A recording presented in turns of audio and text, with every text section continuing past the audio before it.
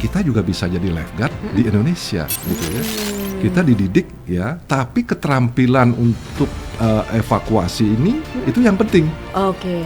Bagaimana kita kecepatan menggunakan alat, bagaimana kita mengevakuasi dengan cepat, kemudian memberikan pertolongan lanjutannya setelah itu gitu loh.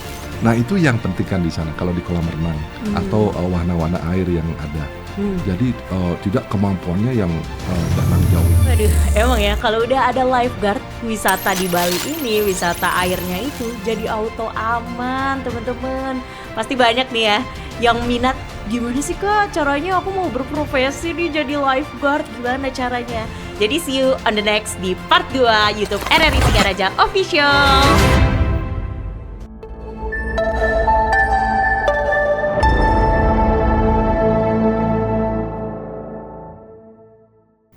Nih, kalau yang udah tanya-tanya dan kayak minat, aku mau jadi lifeguard, gimana caranya nih Kak? Aku di sini nih, Hana Wijaya, masih bareng Sekjen Balawista Indonesia, ada Bli Agus Dharma. Bli Agus. Ya, halo.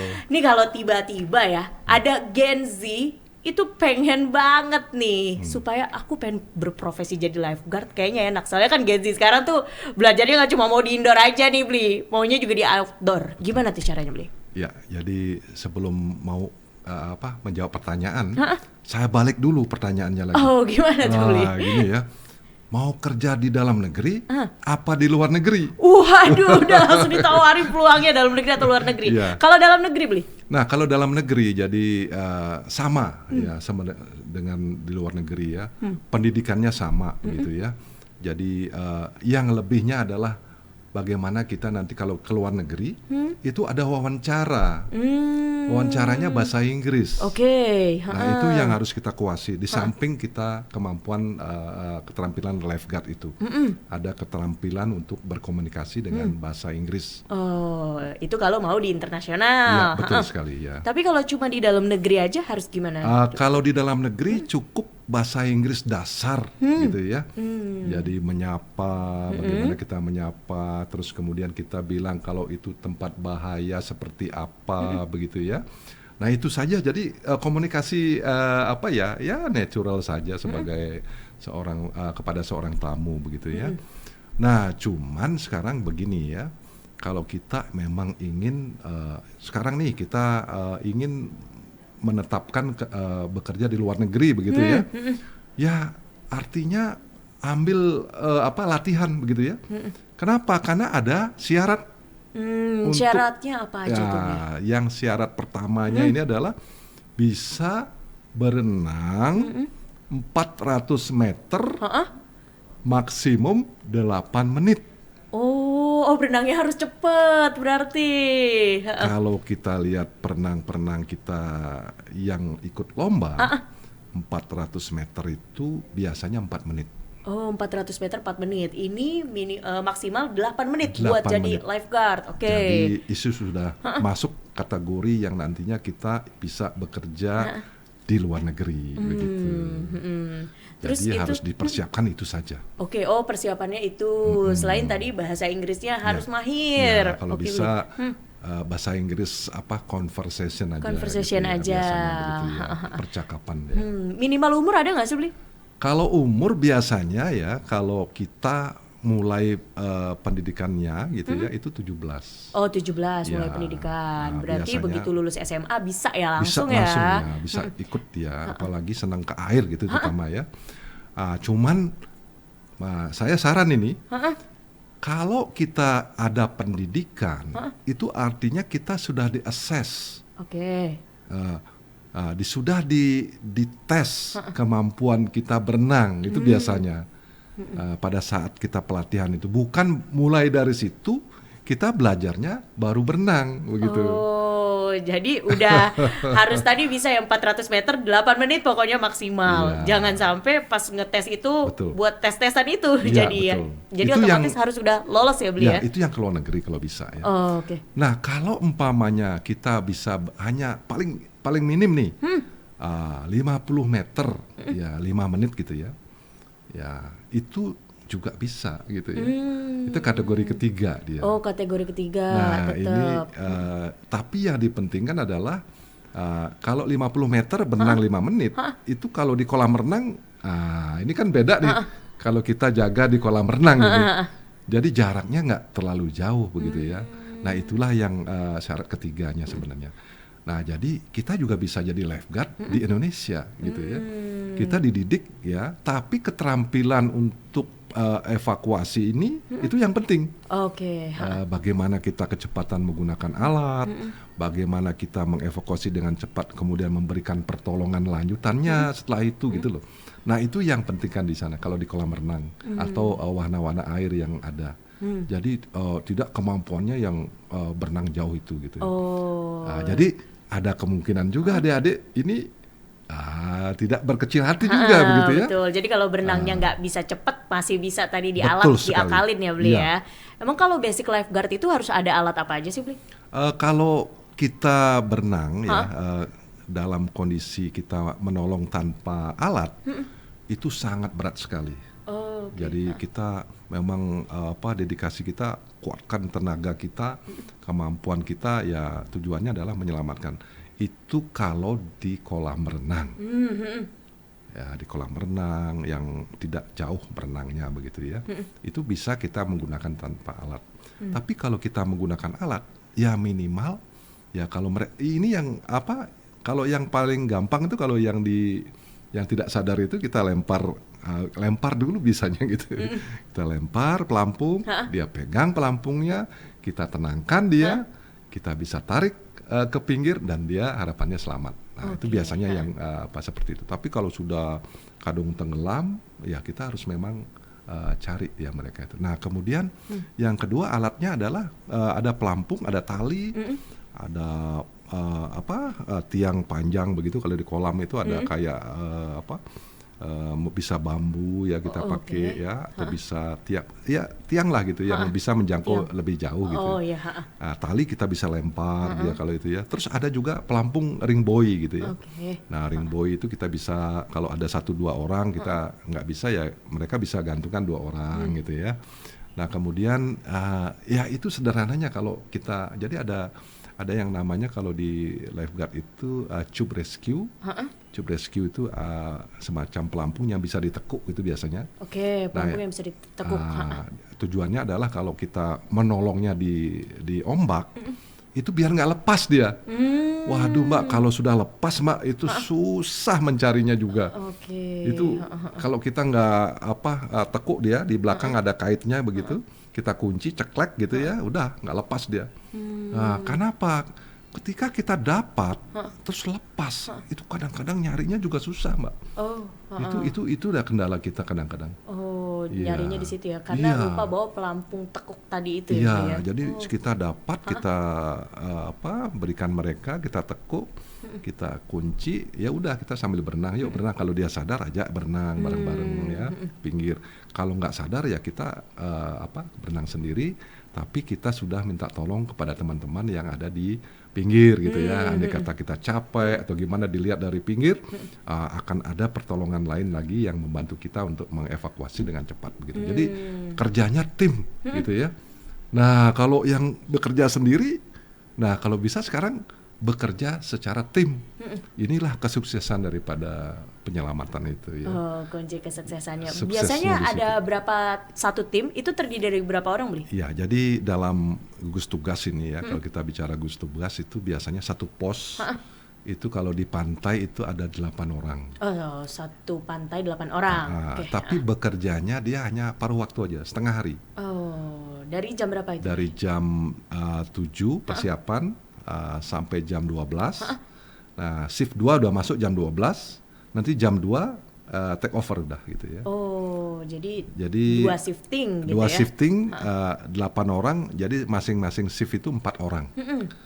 Jadi, tapi ini Bli ya, kalau anak muda itu tertarik, udah daftar, terus juga udah memenuhi persyaratan yang tadi, itu berapa lama pelatihan sih Bli buat benar-benar jadi nih kamu lifeguard gitu?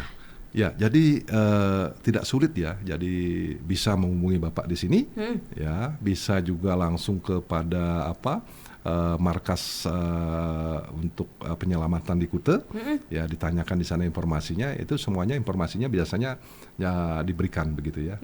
Nah, nanti pelatihannya itu selama 4 hari.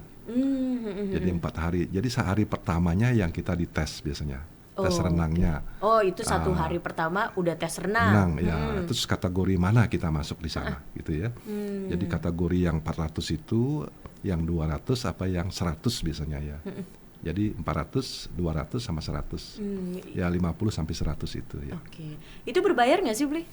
Ya, jadi karena ada yang berbayar, ada yang tidak berbayar. Nah, kalau yang tidak berbayar itu kita bahkan nginap di hotel.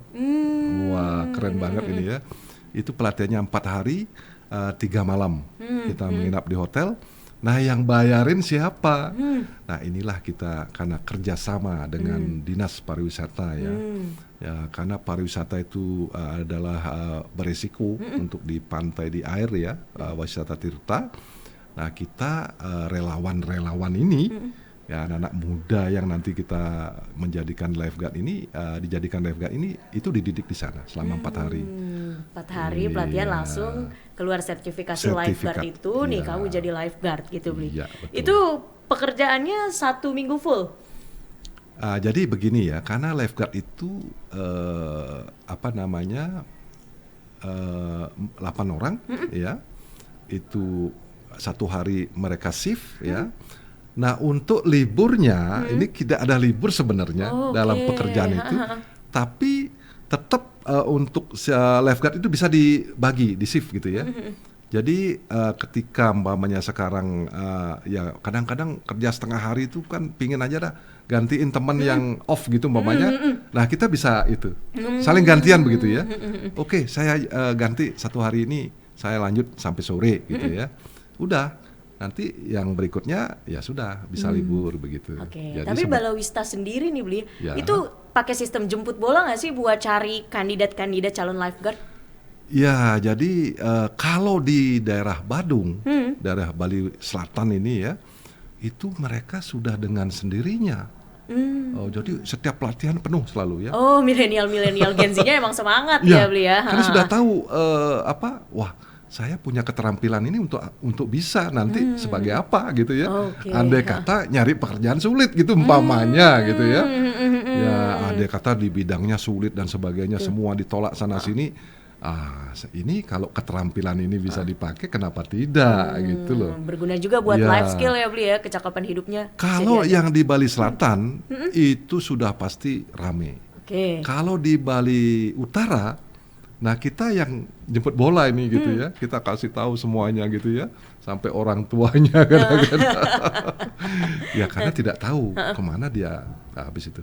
Nah, terutama ini saya sarankan ini untuk kepada Gen Z ya.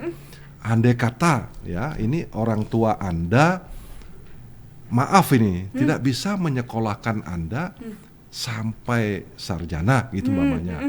Nah, ini satu peluang yang bisa dimanfaatkan. Jangan berkecil hati bahwa dengan keterampilan kita bisa mendapatkan profesi di bidang pariwisata. Ya, jadi setelah itu mau belajar apa, sudah punya uang kerja di luar negeri, kita bisa. Karena jadi lifeguard ini ya, Bli ya, maksudnya bisa ya. mewujudkan mimpi-mimpi kita yang mungkin belum selesai ya, karena keterbatasan orang tua gitu ya. Jangan menyalahkan orang tuanya gitu ya. Karena ini laut ya, Bli ya, mungkin lebih ke nelayan, karena kan udah biasa tuh yang namanya mancing ikan juga, dapetin ikan, terus juga udah biasa dia safety survive di lautnya gimana gitu. Balawista sendiri kayak pernah ke nelayan gitu nggak sih, Bli? Jadi memang karena ini untuk melanjutkan perlu dana dan sebagainya, tapi keterampilan mereka sebagai nelayan gitu mamanya nih contohnya, mereka sudah bisa berenang dan sebagainya, kenapa nggak tambah keterampilan bisa menolong? Nah gitu ya, kan lagi sedikit sekali nih sebenarnya betul. Nah, terus kemudian yang kedua, andai kata orang tua tidak mampu. Nah, ini yang bisa dilihat sebenarnya gitu. Wah, ini kesempatan kita. Nah, dari situlah kita bisa memutuskan, oh, ada keterampilan lain yang kalau kita keluar negeri bisa jalan-jalan gitu mamanya, ternyata betul. bisa melalui lifeguard begitu. Waduh, Ya. lewat lifeguard bisa keliling dunia juga ya Bli ya? Iya, betul sekali. Jatuhnya. Satu ajakan dong Bli buat milenial and Gen Z, kalau misalkan udah just in case nih, udah emang terlanjur putus asa lah, patah semangat, aduh Betul. ngapain ya gitu kan, supaya bisa jadi lifeguard, gimana Bli? Ya, jadi memang untuk menjadi lifeguard ini adik-adik harus menjaga tubuh kita ya, harus bugar ya. Jadi ya kalau bisa jangan merokok lah gitu ya. Jangan merokok, jaga tubuh tetap bugar gitu ya. Terus kemudian belajar berenang ya, walaupun belum bisa berenang itu, berenang bisa dipelajari, tidak ada yang sulit di dunia ini ya. Kemudian setelah kita bisa berenang 25 meter, 50 meter, nah kita tingkatkan. Nah, ketika kita sudah timing waktunya, anggaplah 200 meter 5 menit gitu paling. Nah, sudah putuskan untuk bisa bergabung dengan kita untuk mengikuti latihan balawistanya gitu. Waduh, bisa dicari di mana Bli? Iya, jadi nanti bisa menghubungi langsung kepada Bapak ya. Bisa menghubungi ada di internet begitu ya, di link internetnya. Dan itu juga nanti informasi-informasi ini juga kita sebarkan di seluruh media sosial begitu ya. Dan tentunya Di RRI Singaraja pastinya. Nanti linknya itu langsung klik aja gitu, Balawista Rekrutmen gitu. Atau gimana Bli? kita biasanya nanti ada kontak person dulu. Oke, Ya, jadi kontak person dulu, dari situ baru kita bisa tindak lanjuti begitu Mbak. Betul. Jangan khawatir ya. Betul banget tuh pemirsa RRI Singaraja. Jadi sayang banget kalau ada kesempatan tapi nggak digunain, nggak dimanfaatin. Wah, thank you banget nih buat Bli Agus Ya. Dharma ya. Udah ngasih pencerahan juga, terus juga udah ngasih tahu. Aduh, kalau putus asa tuh nggak gitu-gitu banget. Masih ada pilihan jadi lifeguard. Sekalian nolong coba. Aduh, bener-bener definisi pekerjaan lifeguard nih ya, itu juga nyelamatin orang banyak pemirsa RRI. Kalau gitu, aku Hana Wijaya sama Bli Agus Dharma pamit. Bye-bye.